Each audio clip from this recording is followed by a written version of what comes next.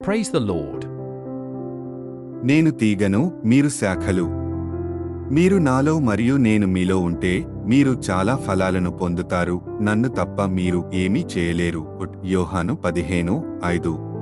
ఈ పద్యం ఆధ్యాత్మిక పెరుగుదల మరియు ఫలవంతం కోసం యేసుతో కనెక్ట్ అవ్వడం యొక్క ప్రాముఖ్యతను నొక్కి చెబుతుంది.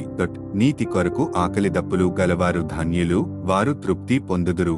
మత్తయి 5:6.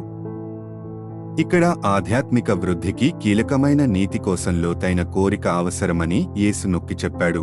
అయితే మొదట ఆయన రాజ్యాన్ని, ఆయన నీతిని వెదకండి, అప్పుడు ఇవన్నీ మీకు కూడా ఇవ్వబడతాయి. మత్తయి 6:33. ఈ వచనం అన్నింటికంటే దేవుని రాజ్యానికి మరియు నీతికి ప్రాధాన్యతనివ్వడాన్ని ప్రోత్సహిస్తుంది. ఇది ఆధ్యాత్మిక వృద్ధికి మరియు ఏర్పాటుకు దారితీస్తుంది. అప్పుడు యేసు, నేనే జీవాహారాన్ని, నా యొద్దకు వచ్చేవాడు ఆకలితో ఉండడు, నన్ను విశ్వసించేవాడు ఎన్నటికీ దాహం వేయడు. యోహాను 6:35. యేసు తనను తాను ఆధ్యాత్మిక జీవితానికి జీవనోపాధిగా వర్ణించాడు. ఆధ్యాత్మిక పోషణకు తన వద్దకు రావడం చాలా అవసరం అని సూచిస్తుంది. తనను విశ్వసించిన యూదులకు యేసు, మీరు నా బోధకు కట్టుబడి ఉంటే మీరు నిజంగా నా శిష్యులు. అప్పుడు మీరు సత్యాన్ని తెలుసుకుంటారు మరియు సత్యం మిమ్మల్ని విడుదల చేస్తుంది.